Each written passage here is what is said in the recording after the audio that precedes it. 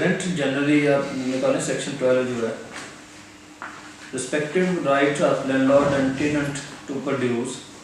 the rent for the time being payable in respect of a tenancy shall be first charged on the produce thereof. जो rent है produce के ऊपर, it is the first charge which will be taken by the landlord from the tenants. जब produce इकट्ठी हो जाती है उसके ऊपर जो टाइम बीइंग जो उनके मुताबिक तय हुआ होता है दोनों के, जो फर्स्ट चार्ज है, जो पहला उसके ऊपर चार्ज है वो टेनेंट से लिया जाएगा, उसका टेनेंसी जो रेंट है. A tenant shall be entitled to tend, cut and harvest the produce of his tenancy in the due course of husbandry without any interference on the part of his landlord. अब tenant के पास जो right है वो ये है कि वो जो उसने फसल लगाई होती है ज़मीन के ऊपर उसको कट करे, उसको कलेक्ट करे, उसको मुकम्मल अपने पोजेशन में रखे. इवन के लैंडलॉर्ड जो है ना उसमें से किसी किस्म की इंटरफेरेंस नहीं कर सकता, उस वक्त तक नहीं कर सकता जब तक उसकी डिवीजन नहीं हो सकती. जब उसकी डिवीजन हो जाएगी जो उसमें से उसका शेयर बनेगा वो लैंडलॉर्ड को दिया जाएगा, जो उसमें टेनेंट का बनेगा वो टेनेंट उसको वसूल करेगा. जब तक उसकी डिवीजन नहीं होती, ये जो सब सेक्शन 2 है सेक्शन 12 का वो ये बताता है कि लैंडलॉर्ड किसी भी तरह से उसमें इंटरफेरेंस उस प्रोड्यूस में नहीं कर सकता. अब ये जो रेंट के हवाले से हम पढ़ रहे हैं ना, इसमें रिस्पेक्टिव राइट्स हैं लैंडलॉर्ड के, कि लैंडलॉर्ड का कितना राइट है और टेनेंट का कितना राइट है. उस प्रोड्यूस के हवाले से जो अराजी जो है ना टेनेंसी के हवाले से जो है ना वो इसके अंडर पोजेशन है टेनेंट के. बेसिकली जो इसका क्वेश्चन आता है कि what are the rights of the landlord and what are the rights of the tenant pertaining to that land which is under possession of the tenant in Tenancy Act. Aspect subsection 3 aspect where rent is taken by division of the produce, the tenant shall be entitled to the exclusive possession of the produce. ये बात तो तयशुदा है कि जब उसकी division हो जाती है उस प्रोड्यूस की, उस पैदावार की, उस अजनास की, जो हिस्सा इस टेनेंट के पास आएगा उसका एक्सक्लूसिव पोजेशन रखने का उसके पास राइट और इख्तियार है. Where rent is taken by the division of the produce, ये 3-4 आगे उन्होंने जो है ना वो सबसेक्शन बताए सेक्शन 4 के जो सबसेक्शन 4 है. The tenant shall be entitled to the exclusive possession of the whole produce until it is divided. It is clear cut. The tenant has complete right in order to taking the possession of that produce, which will be collected by the tenant from that land which is under of the tenants. कि जब तक उस produce की division नहीं हो जाती between 2 person, 1 person is the landlord and second person is the tenant, उस वक्त तक उसका पोजेशन उस प्रोड्यूस का मुकम्मल तौर पर टेनेंट के पास रहेगा. The landlord shall be entitled to be present at and take part in the divisions of the produce. And ये लैंडलॉर्ड की एक ड्यूटी है, उसका राइट भी है कि जब उसकी डिवीजन हो प्रोड्यूस की, उसका उस टाइम उस वहाँ पे मौजूद होना ज़रूरी है और उस डिवीजन में उसका हिस्सा लेना भी ज़रूरी है. अगर वो नहीं आ सकता तो किसी को एजेंट जो है ना वो मुकर्रर कर सकता है, वहाँ पे एजेंट का जाना ज़रूरी है डिवीजन के जब हो रही हो उस प्रोड्यूस की. When the produce has been divided, the landlord shall be entitled to take possessions of his share thereof. जब डिवीजन हो जाती है तो प्रोड्यूस में से जो उसका हिस्सा बनता है लैंडलॉर्ड का, उसको अपने अंडर पोजेशन लेने का मुकम्मल इख्तियार रहता है without any interference of the tenant persons. Section 13 commission and alteration of rent. Where rent is taken by any of the following methods, namely number 1 by division or appraisement of the produce. वो जो produce होती है, पैदावार होती है,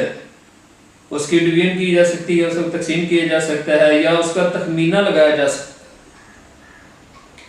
By rates fixed with reference to the nature of the crops, या वो rates जो क्रॉप की नेचर के हवाले से ऑलरेडी फिक्स्ड ना हो उस हवाले से जो उसकी जो है ना वो तकसीम हो सकती है। By a rate on a recognize measure of area, या जिस इलाके में जिस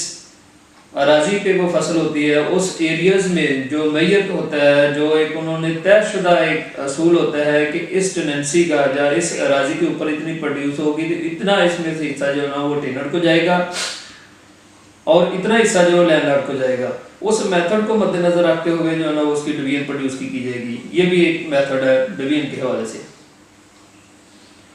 bye a rent in gross on the tenancy, ये ग्रास के हवाले से जो रेंट है वो दिया जाएगा। partly by one of the methods specified in the clause A, B and C of this subsection and partly by another or other of them।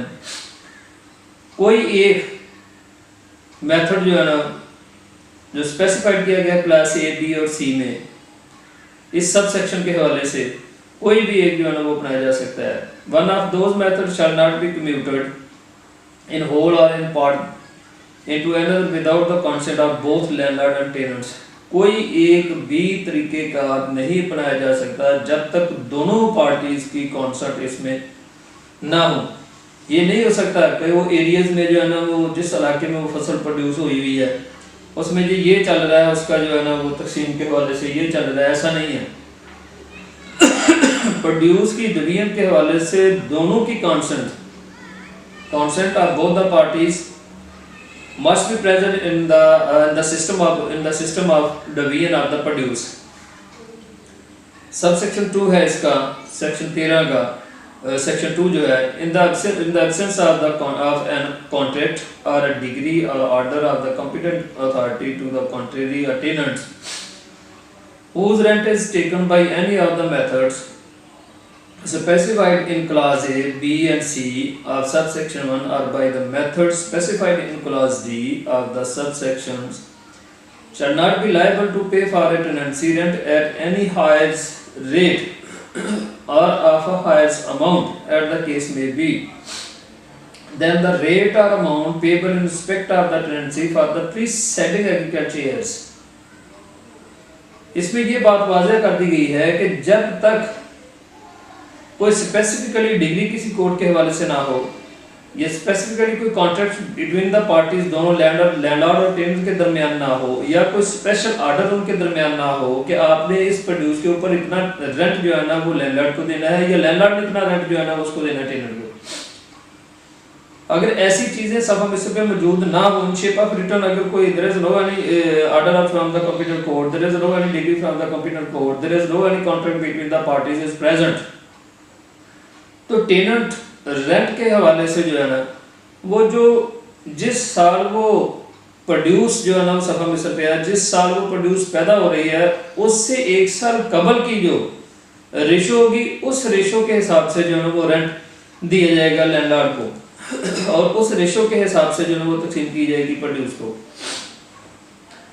Payment for land occupied without consent of the landlord, any person in possession of land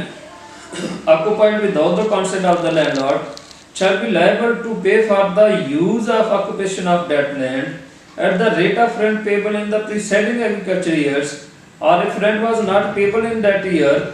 at such rate as the court may determine to be fair and equitable। अगर एक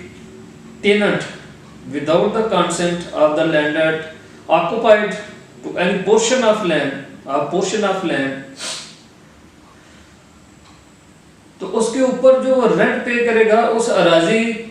के ऊपर जो produce वो collect करेगा, जो अराजी उसने landlord की इजाजत के बगैर अपने कब्जे में ली हुई है, तो वो उस रेशियो के हिसाब से रेंट जो है ना वो पे करेगा जो उस एग्रीकल्चर ईयर से एक साल पहले के हिसाब से जो रेशियो थी।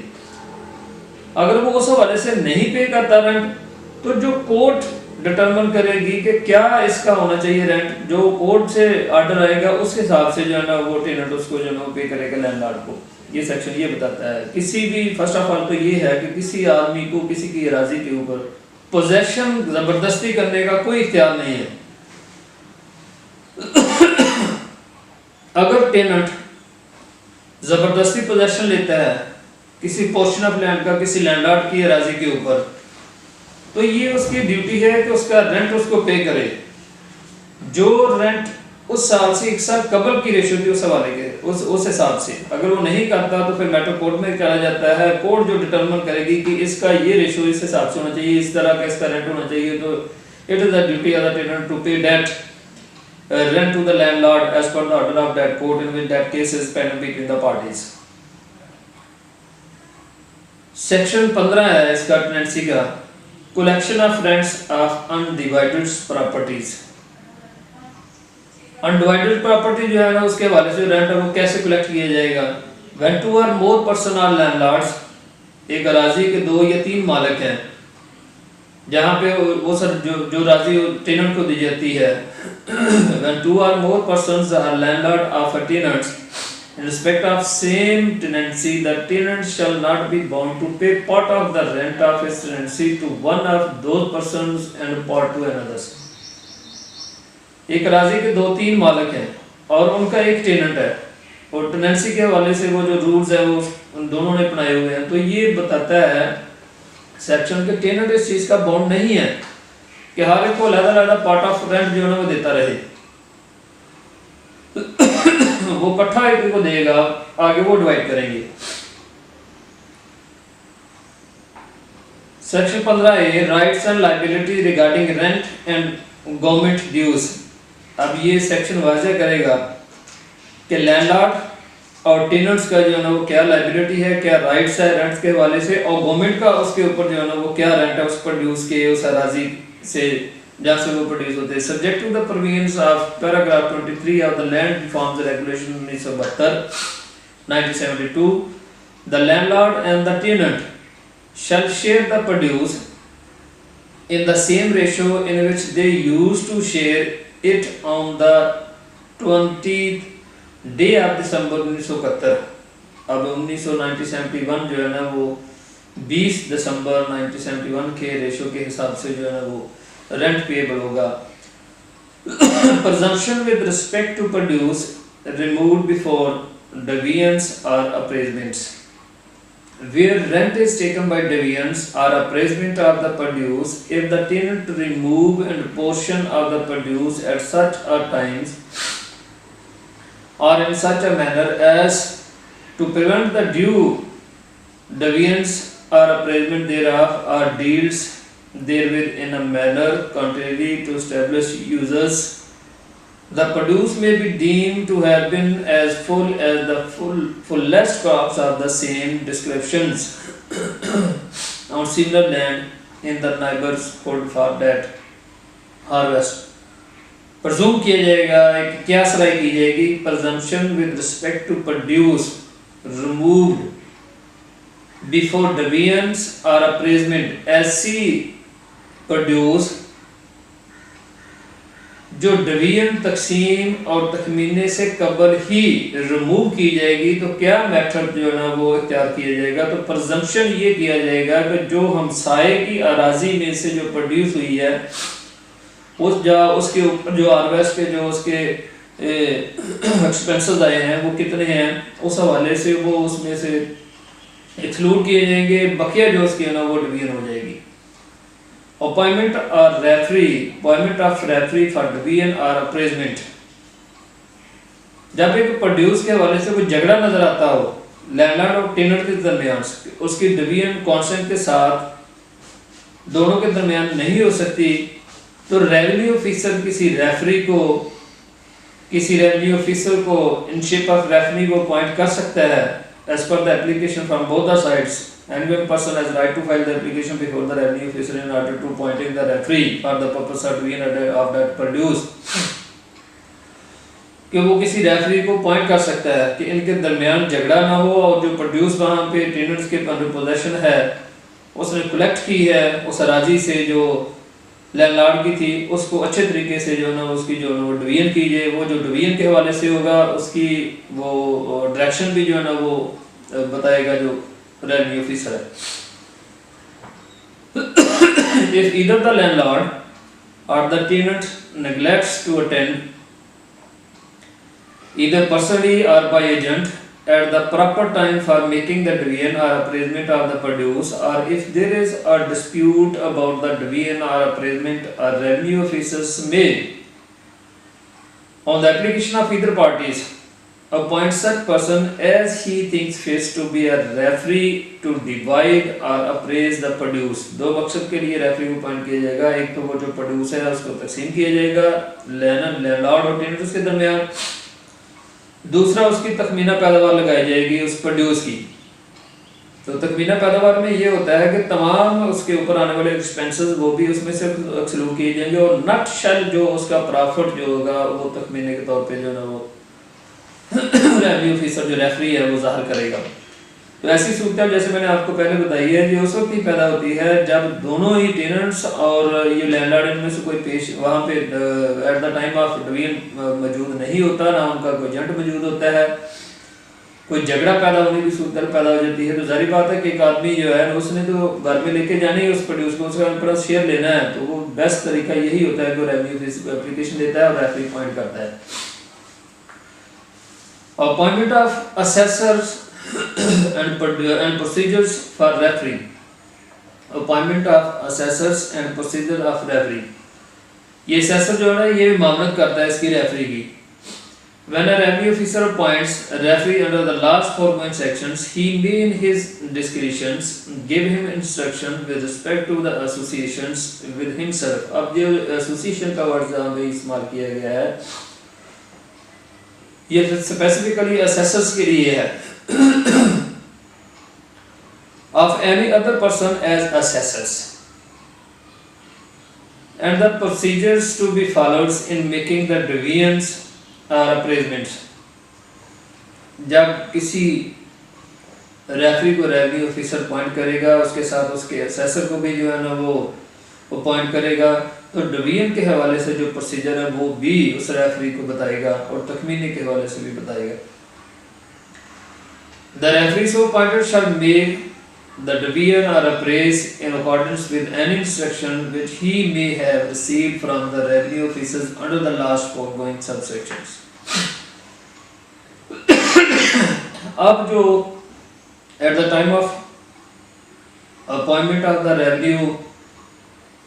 all instructions and directions must be given by the revenue officer to the referee and assessors in order to division of that produce pertinent to that application has been filed by anyone's। Subsection 3 before making the divisions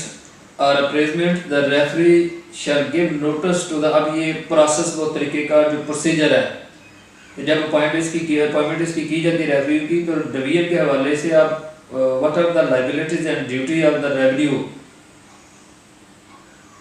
of the referees, what process or procedure can be adopted by the referee in order to divide the produce between the parties। It is the first duty of the referee for the purpose of division of that crops। The first duty है वो क्या है कि first week notice to be given by the referee to the landlord and the tenants in order to presence from that place at that times।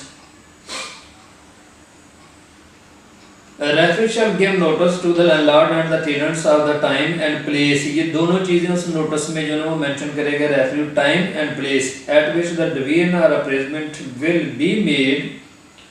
But if either the landlord or the tenants fails to attend either personally or by agent, the referee may proceed ex parte। अब इसके पास ये भी इख्तियार है इस referee के कि notice भेजने के बावजूद अगर लैंडलॉर्ड और टेनेंट्स दोनों में से जो है ना वो कोई भी हाजिर नहीं होता या एक हाजिर होता है दूसरा हाजिर नहीं होता, लैंडलॉर्ड आज खुद पर्सनली या एजेंट के हवाले से, इसी तरह टेनेंट आज खुद या एजेंट के हवाले से, ये दोनों में से कोई अगर एक हाजिर नहीं होता तो ये रेफरी के पास इख्तियार है कि वो जो उसका प्रोसेस है तरीक़ेकार है उसको एक्सपर्ट के हवाले से एक तरफा जो है उसको मुकम्मल करे और उसकी तकसीम प्रोड्यूस की लाजमी करे। For the purpose of making the division of appraisement, referee with his assessors, if any, may enter upon any land on which or into any building in which the produce is। अब क्या इख्तियार है इसका referee का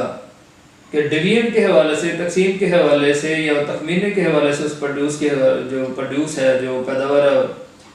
referee के पास ये इख्तियार है कि वो अपने असेसर के साथ वो प्रोड्यूस, अगर किसी अराजी के ऊपर पड़ी हुई है तो किसी की इजाज़त लेने के लिए उसको ज़रूरत नहीं है कि मैं पहले जो है लैंडलॉर्ड की इजाज़त ले या टेनेंट की ले, वो डायरेक्ट उस प्रोड्यूस के ऊपर जो है ना वो जा सकता है, पहुंच सकता है। अगर वो किसी बिल्डिंग में पड़ी हुई है